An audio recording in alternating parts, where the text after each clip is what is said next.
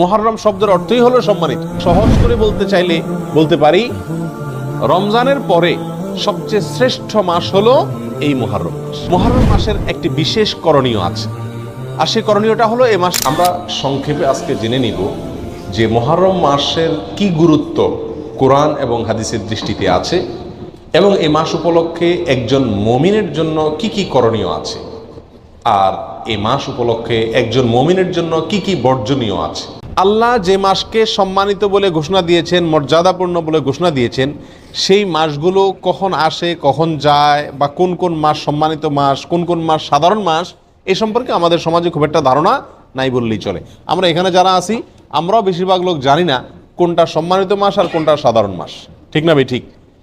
অথচ কোরআনে কারিমে আল্লাহ সুবহানাহু ওয়া তাআলা এই সম্মানিত মাস সম্পর্কে বেশ কয়েকটি আয়াতে বিস্তারিত বিবরণ উল্লেখ করেছেন।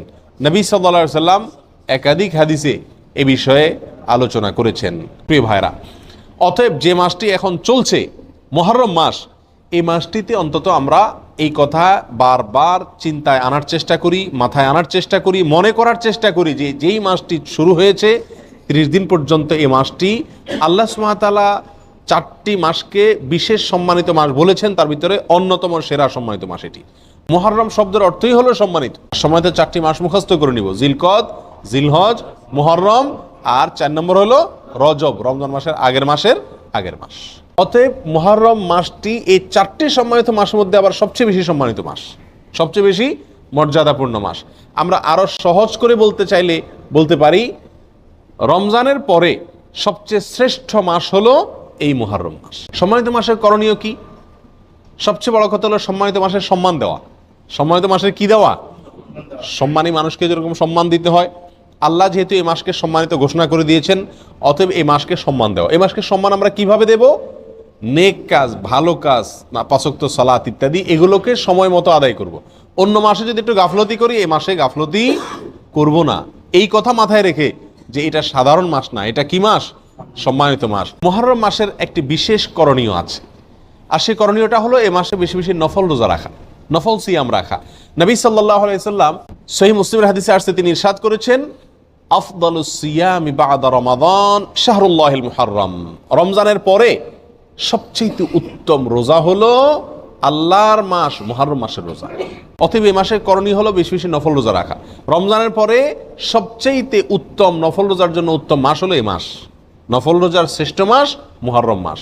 প্রিয় ভাইরা, আমরা বেশিরভাগ মানুষ মুহররম মাস উপলক্ষে আশুরার 1-2টা রোজা রাখি, ওইটা আশুরা উপলক্ষে, ওইটা ভিন্ন। মুহররম হিসাবে এই মাসে নবী সাল্লাল্লাহু আলাইহি সাল্লাম রোজা রাখার গুরুত্ব বর্ণনা করেছেন। রমজানের পরে সবচেয়ে বেশি রোজার জন্য গুরুত্বপূর্ণ মাস হিসেবে অভিহিত করেছেন। তিনি নিজে অবশ্য শাবানে রেখেছেন, এই মাসে রাখার সুযোগ তিনি পান নাই। এই মাসে রোজার ফজিলত নাজিল হওয়ার পরে তিনি রাখার সুযোগ পান নাই, তার আগেই হয়তো তিনি দুনিয়া থেকে বিদায় নিয়ে গেছেন, আর সেজন্য তিনি রাখতে পারেন নাই, কিন্তু আমাদেরকে জানাই গেছেন। প্রিয় ভাইরা, মুহররম তো প্রতিবারই আমাদের জীবনে একবার করে আসে, প্রতি বছরই একবার করে আসে।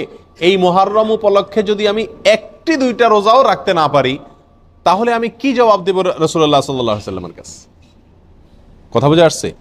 এই মুহররম উপলক্ষে যদি 1টি রোজাও আমি না রাখি, তাহলে নবী সাল্লাল্লাহু আলাইহি ওয়াসাল্লাম যে মাসের রোজার এত গুরুত্ব বর্ণনা করছেন, সেটাকে আমি কোনো কি করলাম না, কেয়ারই করলাম না, পাত্তাই দিলাম না। ঠিক না ভাই? ঠিক। এই জন্য ভাই, সুযোগ অনুযায়ী অন্তত 1-2টা রোজা হলেও রাখার চেষ্টা করি।